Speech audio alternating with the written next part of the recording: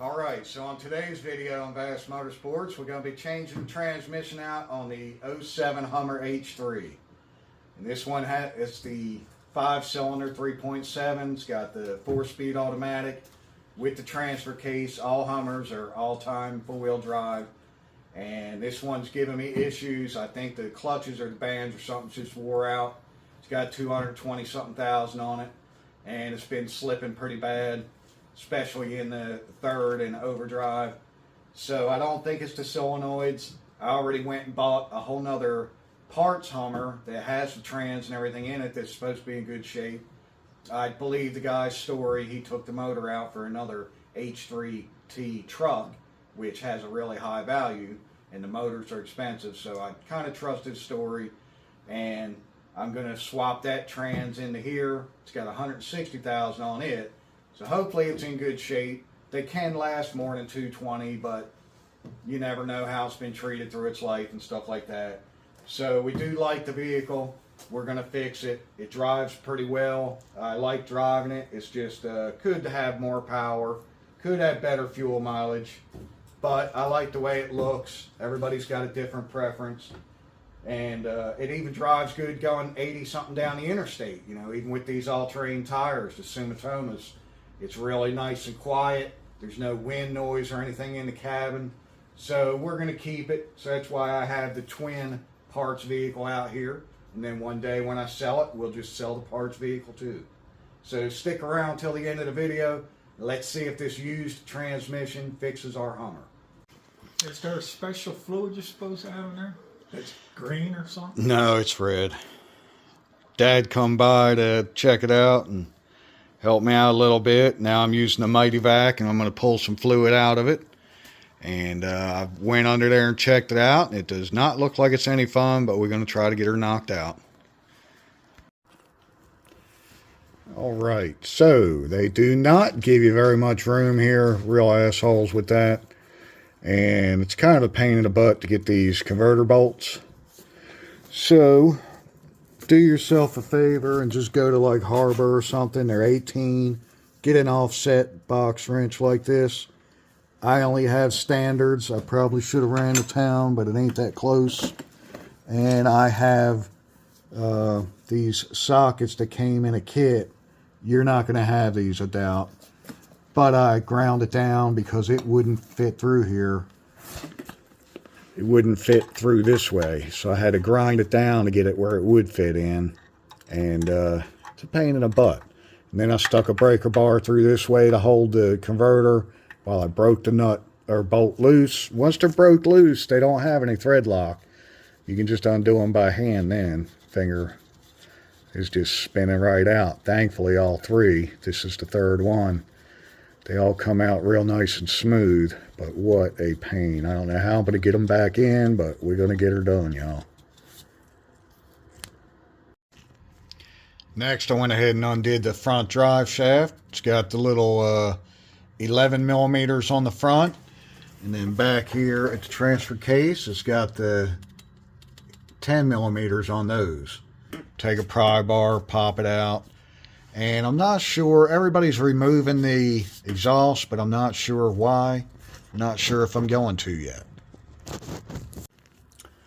All right, next I'm at the back drive shaft. We're going to undo these. These are 11 millimeter or 7/16. And it doesn't get much simpler, so I'm not going to video the whole thing. Just take your two straps off. Stick a pry bar up in here and pop this loose, get this U-joint out of this holder, and then just slide the shaft out of the back of the transfer case there. And I've got Jasper under here helping me. Thank you very much, Jasper. You're a good boy. Good shop dog. Alright, so when you pull the yoke out, it's not going to leak any fluid right now, but that transfer case is open on the end there, so if you tilt it the wrong way when you're taking it out, it will pour out.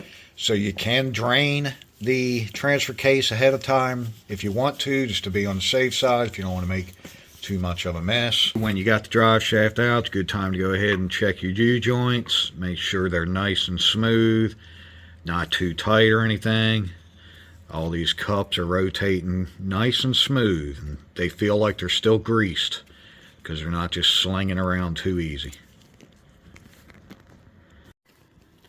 Next, I'm just going around undoing all the simple stuff. Has some 13s on here. I'm doing like this little bracket here. It was holding the lines and the wires and stuff to harness.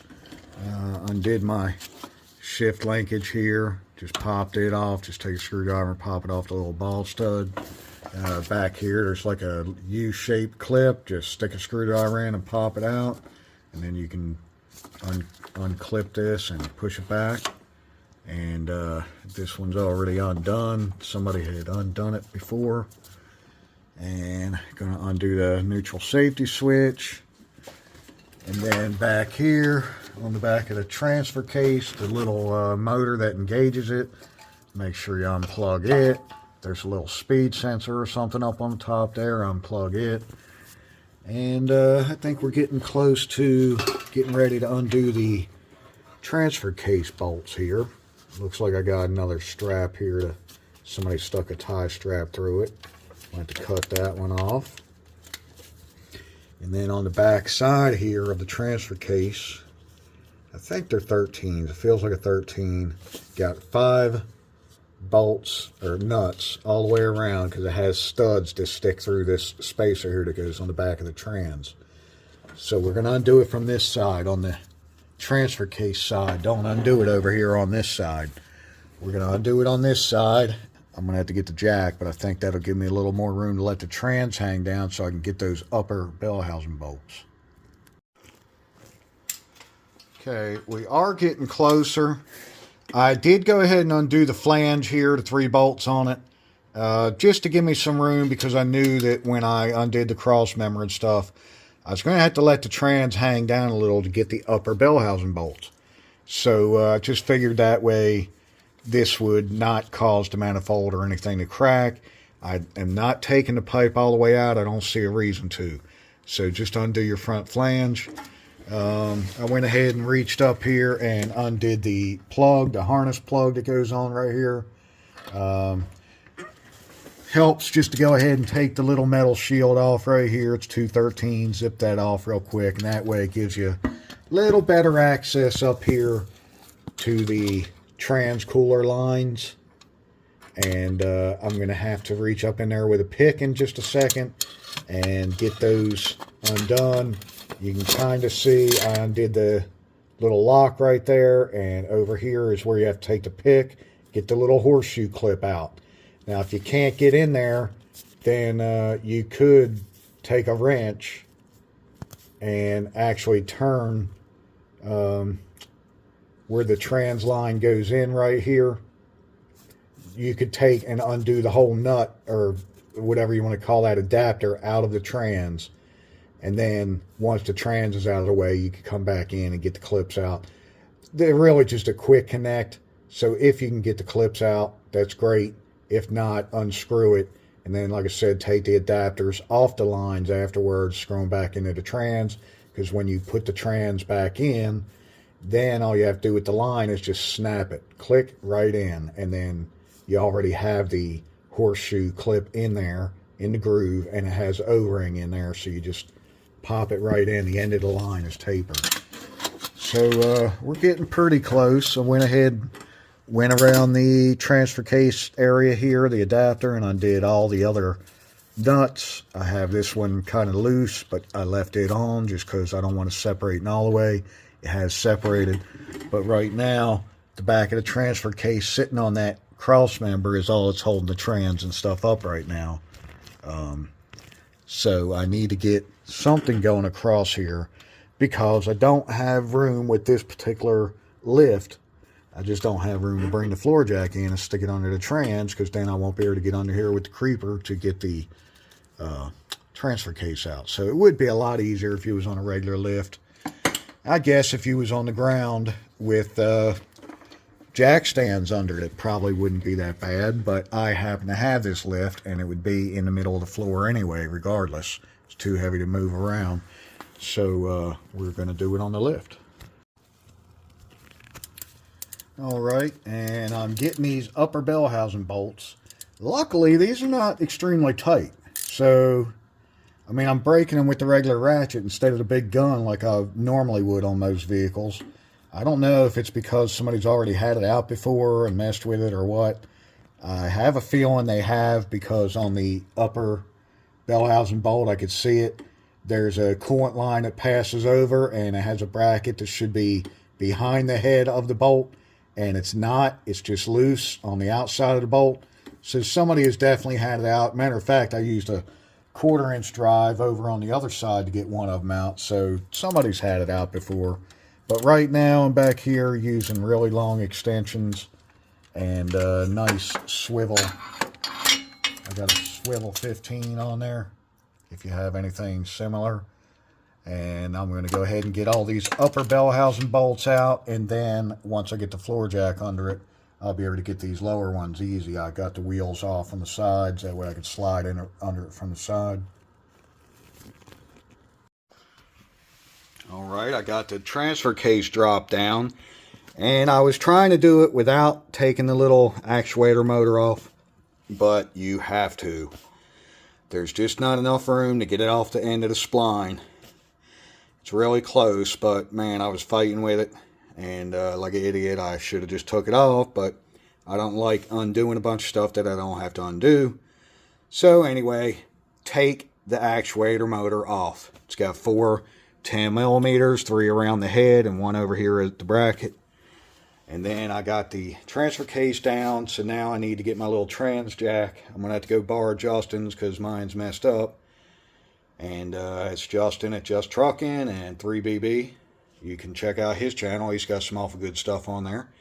And anyway, I'm going to go get his trans jack and use it. Mine's leaking down, and that is just not going to work for this setup. Alright, so we finally got the trans out on the jack there. And I went ahead and took the flywheel off and installed a new rear main seal. Figured while I was in here, I could see a couple drips coming off the old one. I have a nice seal puller tool here. Just kind of set it in here, and do not hit the crank itself. You don't want to scratch it or the surface here where it's going on. You take this, hit it with a hammer and get it in there, and then pop and pry it out. Here's the old seal here. It's got a hole in it where this was going through. It was pretty simple. And now the new seal, not all of them come with this. The new seal happened to be sitting on this, and it's got a little lip here that fits right over the edge of the crank. And I could sit it there and use my hand and pretty much get it started into the recessed area here. And then you take this off, and then I just went around it.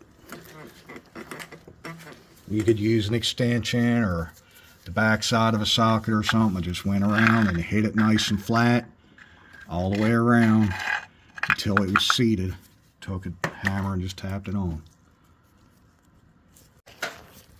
Also, before I took the flywheel off, I took white out and I put a little mark across it here. And that way I know I'm going right back on in the same exact spot. And there's no guesswork. Sometimes the pattern will be a little different on the bolts. So this way I know we're correct. So the one that come out is a GM parts trans. I guess it's a, I don't know if it's a reman. It don't say reman. It could have been a new one, but it's definitely been replaced before. So that's not good to know, as far as it's only got 220 on the vehicle and the trans has already been replaced once, and here I am having to do it again. But there's also some wires under there that need, the black stuff is all coming off, so I happen to have just a little bit of it, so I'm going to go under there and redo everything. I keep a little bit around the shop. Alright, got the flywheel back on with the new rear main seal. Got my pipe bent back up. Unfortunately, I didn't realize there was a bell housing bolt through the top there stuck. It was loose from the motor, but I forgot it was sticking in the hole. And so I'm letting the trans down, and it's bending that aluminum line up there, but I've got it bent back. Got all my new sheathing stuff on the wiring here to get all that protected and keep it good, so I think we're good there. We've got the trans on the jack. I put a new converter seal in the front for the converter. Now we're about to stick it up in there. Right, Dad? Yep. I'm ready to get. Alright, so I took an old jack handle and I got it running across here because this pad lift, like I said, it kind of makes this difficult. It's in the way. And I can't have a jack under here with me, so what I did was I put the jack handle across, put these boards on it, lowered the trans down after I put all these lower bell housing bolts and a couple up the sides. And I got those nice and snug to where I could let it down, and it's pulling the motor down a little bit too, to where now I can reach all the way up through there and put those upper bell housing bolts in. I'll be able to get to them real easy. I want to go ahead and put all them in, bring my harness over the top of the trans and I'll plug it in, get my lines and everything plugged back in, and then I can stick the jack back in, take this out and put the actual cross member in, because the trans will be able to raise up then, and then we'll stick the transfer case in. Alright, I got the upper bell housing bolts in. As you can see, I've got the trans down pretty far back here in the back to give me enough room up there between the bell housing and the floorboard there. It makes quite a bit of room. And now I'm just going to, I made sure my clips are in for the lines, so I can clip my lines in. I've got my wires run over, and I'm going to go ahead and just plug everything in real quick. Just make sure you don't forget any of your plugs. Got the one over here for the neutral safety switch. Go ahead and slip your linkage back through here and put the U-clip back in to lock it. And then just go ahead and snap it right onto the stud here. Alright, and I'm going to go ahead and use the other transfer case that came with the other Hummer, because this one has 166 on it. Mine's got 220. You do have to go ahead and take this off, folks. Like I said, I didn't think I would need to. I'm telling you now, go ahead and take it off. And I got it sitting on a little dolly here. I'm going to push it under there. And then I got to slide under there, and I'm going to have to bench press that biatch. See if I can get it lifted up in there. Alright, she's up in there, but oh my god, what a biatch. Because I'll tell you, I ain't no big dude. And I'm getting up there in the years. I ain't 20 and 30 anymore. Hell, I ain't even in my low 40s. So that was a hassle, man, I'll tell you what. Because again, with the way this lift is set up, I really couldn't get a jack or anything in here. I had to do it all by hand. And what happened was, I'm still using this bar with a couple boards to push the trans up instead of the cross member yet. What happened was I had it too close, too high, so the transfer case was hitting the floorboard and would not go on the shaft. So I had to take my knees and stick them under here and pick this up while still holding this so it didn't come down and crush me or hit me in the face.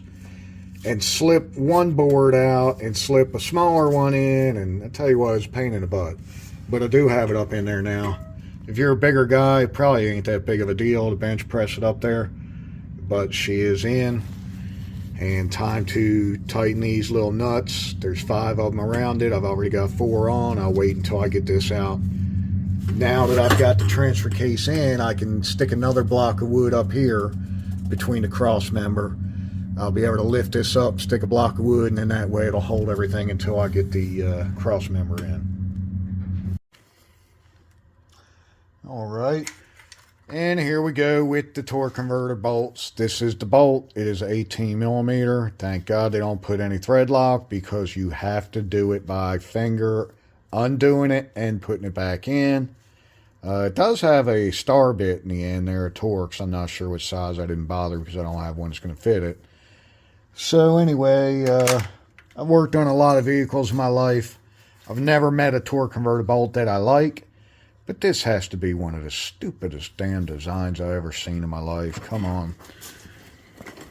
So anyway, I got my special tool that I got made up. Like I said at the beginning of the video, you can use an offset wrench if you have an 18, and I don't, and I didn't want to just go buy one because I was busy trying to get this thing done. and I'm 20 or 30 minutes from town, so I didn't want to go wasting time doing it. But this does work. So anyway, have fun with that. So that was another little trick I don't think I mentioned, but while I had the trans out, and since it was a used trans and used converter and all, I looked in the end and there was a little rust in one of the holes.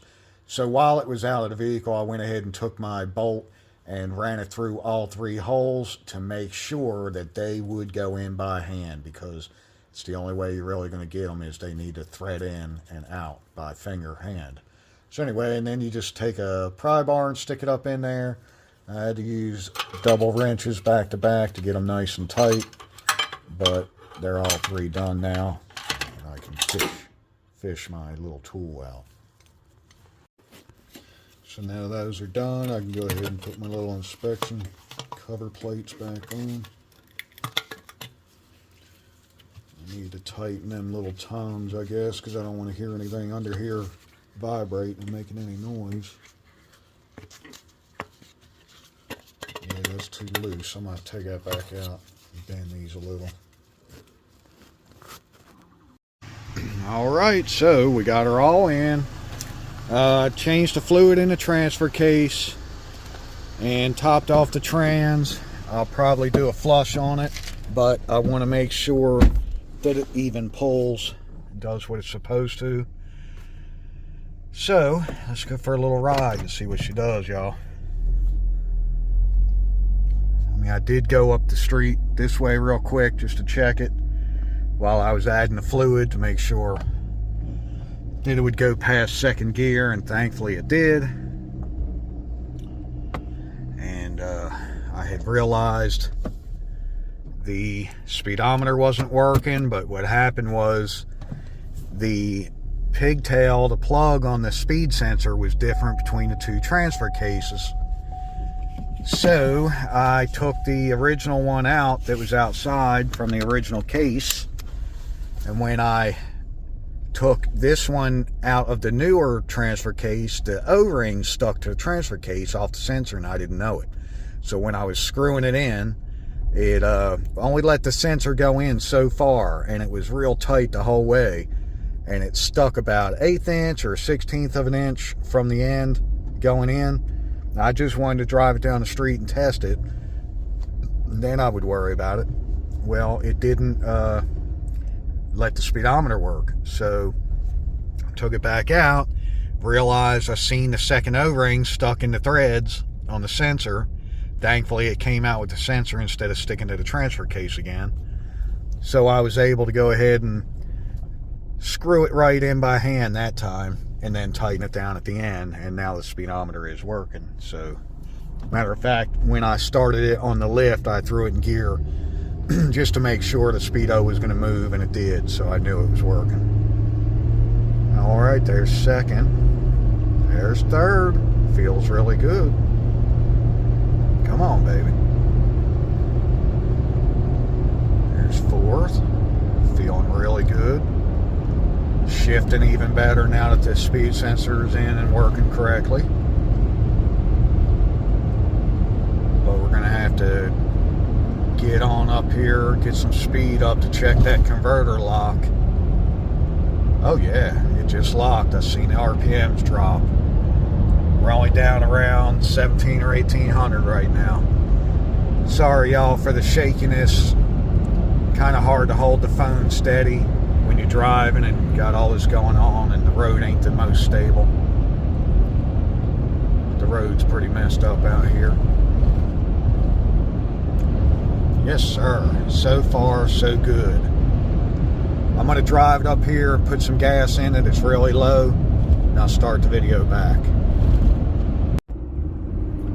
Alright. Well, I'm going to hold off on the fuel right now. I'm just going to take it for a ride because I'm going to go see my parents.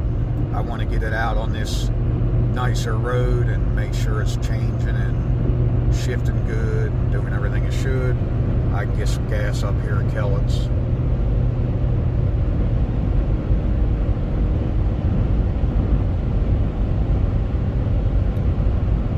Well, so far so good. It appears to be doing what it should. is definitely locked because I'm running 70 and it's about 2,300. It's a lot better than 3,000 like it was doing before. So far, so good. All right. I guess I'll drive it on over here and drive it on back home and make sure there's no check engine lights or codes that come setting on, and make sure she shifts good, and then I'll check back in with you. All right. Well, thank God she's doing good, y'all. I went for a good little ride. I did stop and see my parents for a few minutes, already getting sundown. But the lock-up feature on the converter's working good. Shifting through all the gears nice and smooth and solid. No slipping, no odd noises, no odd feelings. So I think we are good to go, I believe. Again, until you really put some miles on it, you really won't know, but so far, so good. So thank you for tuning in to this episode of Vass Motorsports, changing the transmission in a Hummer H3. If you like what you've seen here, please give me a thumbs up. Maybe hit that subscribe so you can keep in touch with what's going on new with the channel. Like I say, we always doing something new around here. I don't like doing the same old junk over and over and over. All right, y'all have a good evening.